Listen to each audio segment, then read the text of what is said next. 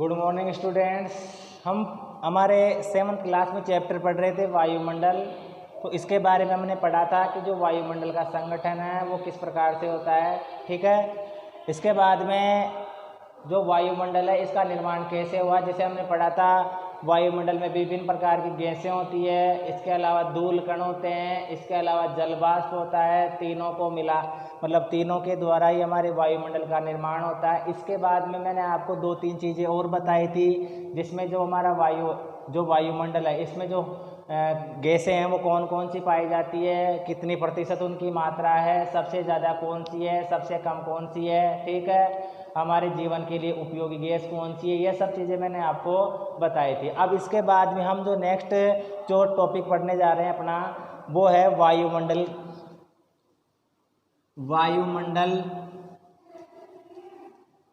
की प्रमुख परतें। अब देखो, हमारा जो वायुमंडल है इस वायुमंडल को कुछ परतों में विभाजित किया गया है, यानी कि जो वायुमंडल जहाँ तक विद्यमान है उसके आधार पर हमने हमारे वायुमंडल को कुछ परतों में, कुछ मंडलों में विभाजित किया। अब ये जो परतें हैं वो मैं आपको पहले नाम बता देता हूँ। जैसे सबसे पहले होती है शोभ मंडल, इसके बाद में नंबर 2 है समताप मंडल, इसके बाद में नंबर 3 है, जो तीसरी परत है वो है मध्य मंडल। नंबर 4 इसको बोलते हैं हम आयन मंडल, और इस आयन मंडल को बाह्य मंडल भी कहा जाता है, बाह्य मंडल। इसके बाद में नंबर 5 है बहिर्मंडल, नंबर 5 है बहिर्मंडल। ये हमारी 5 परतें हैं, यानी कि हमारे वायुमंडल को इन 5 परतों में विभाजित किया गया है। इन 5 परतों के आधार पर ही हम हमारे वायुमंडल को समझने का प्रयास करेंगे। सिंपल, बिल्कुल साधारण शब्दों में समझना है आपको। सबसे पहले बात तो ये आपको कर्म ध्यान रखना है कि सबसे पहले कौन सी परत आएगी, तो आप बताओगे सर सौरमंडल आएगी, उसके बाद में समताप मंडल, उसके बाद में मध्य मंडल, उसके बाद में आयन मंडल, उसके बाद में बहिर्मंडल। यानी कि सबसे पहली परत तो कौन सी हो गई, तो आप उसका जवाब दोगे कि सर ये तो सौरमंडल है। इसके बाद में सबसे लास्ट वाली कौन सी है, तो आप कहोगे कि सर सबसे लास्ट वाले बहिर्मंडल है। ठीक है, अब इनका हम अध्ययन करते हैं। सबसे पहले हम बात करते हैं सौरमंडल की। तो सौरमंडल क्या होता है? सबसे पहली बात यह है कि जो सौरमंडल है वो हमारे धरातल के पास स्थित जो पहला मंडल है उसको ही सौरमंडल, या पहली जो परत होती है उसको ही सौरमंडल कहते हैं। इसकी जो ऊंचाई है वो लगभग धरातल से, कहाँ से? धरातल से। जो इसकी जो ऊंचाई है धरातल से वो लगभग 13 किलोमीटर, कितनी है?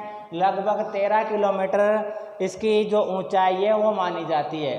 ठीक है, दूसरी बात यह है इसमें मौसमी घटनाएं घटित होती है, मौसमी घटनाएं होती है इसमें। अब आप कहोगे सर मौसमी घटनाएं कौन सी, तो मौसमी घटनाओं का मतलब है जैसे आंधी तूफान, ओलावृष्टि, बारिश, ठीक है, कोहरा छाना, बिजली चमकना, ये सब सारी क्या होती है, ये सब मौसमी घटनाओं के अंतर्गत आती है। ठीक है, यानी कि जो मौसम होता है उसके अनुसार ये घटित होती है, तो ये मौसमी घटनाएं कहलाती है। अनेक प्रकार की मौसमी घटनाएं होती है। ऊंचाई इसकी बताया मैंने आपको, लगभग 13 किलोमीटर इसकी ऊंचाई होती है। इसमें ऑक्सीजन गैस यानी कि आप कहते हैं इसको O2।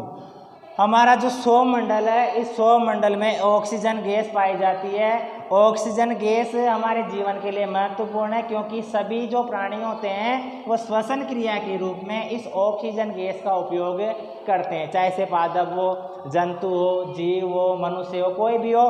हम श्वसन क्रिया किसके माध्यम से करेंगे? ऑक्सीजन के माध्यम से करेंगे, राइट।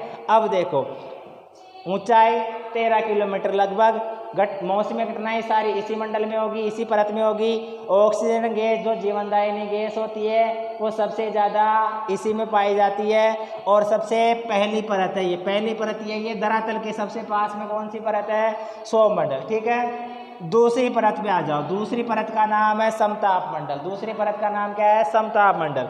नाम से ही पता लग रहा है, इसको हम कह सकते हैं सम का मतलब समान और ताप का मतलब तापमान, यानी कि जिसमें जो मौसम होता है या जो तापमान होता है वो एक जैसा रहता है, समान रहता है, इसलिए इसको हम बोलते हैं समताप मंडल। क्या कहते हैं इसको? समताप मंडल। अब देखो जो समताप मंडल होता है, इस समताप मंडल में क्या होता है कि इसकी जो ऊंचाई है, पहले आप ऊंचाई देख लीजिए, इसकी जो ऊंचाई है वो 13 से 50 किलोमीटर, 13 से 50 किलोमीटर, यानी कि 13 किलोमीटर से 50 किलोमीटर लगभग समताप मंडल की ऊंचाई मानी जाती है। मौसम कैसा रहता है? तो आप कहोगे सर मौसम इसमें कैसा रहता है? साफ रहता है, स्वच्छ रहता है। ठीक है, तो जितने भी वायुयान होते हैं, जो वायुयान उड़ते हैं जिस परत में, वो परत कौन सी है? समताप मंडल, क्योंकि इसमें मौसम साफ रहता है और वायुयानों को उड़ने के लिए एक साफ मौसम या स्वच्छ मौसम की आवश्यकता होती है। तो समताप मंडल में जो वायुयान है उसको गति देने के लिए, उनको उड़ाने के लिए सबसे उपयुक्त माना जाता है। ठीक है, दो चीज़ हो गई, पहला पढ़ लिया हमने सौरमंडल, दूसरा पढ़ लिया हमने समताप मंडल। समताप मंडल की ऊंचाई कितनी? 13 से 50 किलोमीटर। मौसम कैसा? साफ और स्वच्छ। ठीक है, और कौन सी परत है ये? दूसरे नंबर की परत है। ओके, इसके बाद में तीसरी परत आती है मध्य मंडल। तीसरी परत कौन सी आती है? मध्य मंडल होती है। अब इसको एक बार में मिटा देता हूँ। अब देखो ये जो मध्य मंडल है, ये मध्य मंडल, इस मध्य मंडल की जो ऊंचाई है, मध्य मंडल की जो ऊंचाई है 50 से 80 किलोमीटर, 50 से 80 किलोमीटर के मध्य, यानी कि सौर मंडल के ऊपर समताप मंडल हो गया। सौर मंडल 13 किलोमीटर तक था, उसके बाद में 13 से 50 तक समताप मंडल था, 50 से 80 पे क्या आ गया? मध्य मंडल आ गया। ठीक है, यानी कि मध्य मंडल उसकी ऊंचाई रहेगी 50 से 80 किलोमीटर। ठीक है, अब देखो ये जो मध्य मंडल है, इस मध्य मंडल में या मध्य मंडल का जो एक तरीके से फायदा है, वो फायदा क्या है? तो हमारे अंतरिक्ष में क्या होते हैं? उल्का पिंड होते हैं। क्या होते हैं? उल्का पिंड होते हैं। उल्का पिंड का मतलब है कई हमारे अंतरिक्ष में क्या होता है, कई प्रकार के पिंड होते हैं, वो जब आपस में टकरा जाते हैं तो कुछ हिस्सा क्या हो जाता है उनका? टूट जाता है। कुछ हिस्सा क्या होता है? टूट जाता है, और टूटकर वो हमारे धरातल की तरफ आते हैं। तो ये जो मध्य मंडल है, इस मध्य मंडल में ये जो परत है, इस परत में आते ये उल्का पिंड क्या होते हैं? जलकर नष्ट हो जाते हैं, जलकर समाप्त हो जाते हैं।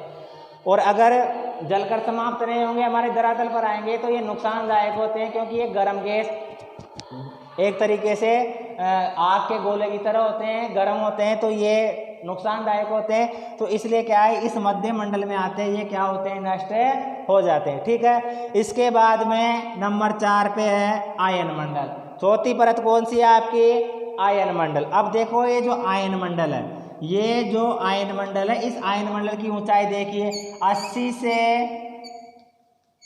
400 किलोमीटर। 80 से 400 किलोमीटर इसकी ऊंचाई होती है। 80 तक तो क्या है? मध्य मंडल, और 80 के ऊपर क्या है? 400 किलोमीटर तक वो है आयन मंडल। आयन मंडल का भी हमारे जीवन में बहुत महत्व है। इस आयन मंडल में क्या होता है कि रेडियो एक्टिव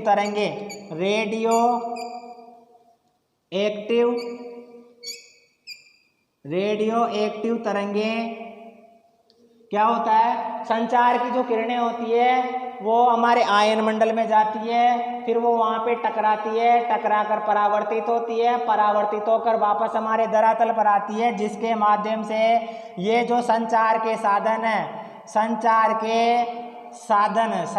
साधन जैसे टीवी, रेडियो, इंटरनेट, इंटरनेट, ठीक है, कंप्यूटर, ठीक है, मोबाइल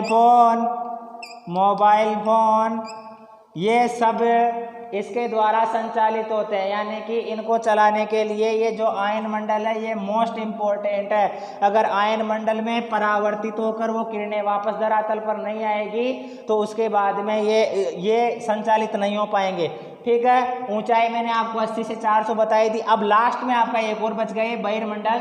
तो बहिर्मंडल सबसे ऊपर का होता है, यानी कि 400 से ऊपर इसकी जो ऊंचाई है इसका अनुमान नहीं लगाया गया है। जो वैज्ञानिक है, जो भूगोलवेता हैं, जो खगोल शास्त्री हैं, उनका कहना यही है कि 400 से लगभग 10,000 किलोमीटर ऊपर हमारे क्या पाया जाता है, बहिर्मंडल पाया जाता है। इस बहिर्मंडल में बहुत हल्की गैसें होती है, जैसे हीलियम गैस, इसके अलावा हाइड्रोजन गैस, ये इसमें पाई जाती है। बहुत गर्म होता है, यहाँ पर तापमान बहुत ज़्यादा होता है क्योंकि सूर्य से आने वाली जो किरणें होती है उनके द्वारा ये वायुमंडल, यहाँ पर ये जो बहिर्मंडल है बहुत गर्म हो जाता है। तो आज हमने पढ़ा वायुमंडल की जो परतें हैं उनके बारे में, इनको 5 भागों में बांटा गया। अब इसके बाद में हम आगे जो पढ़ेंगे वो नेक्स्ट अगली क्लास से पढ़ेंगे। Thank you.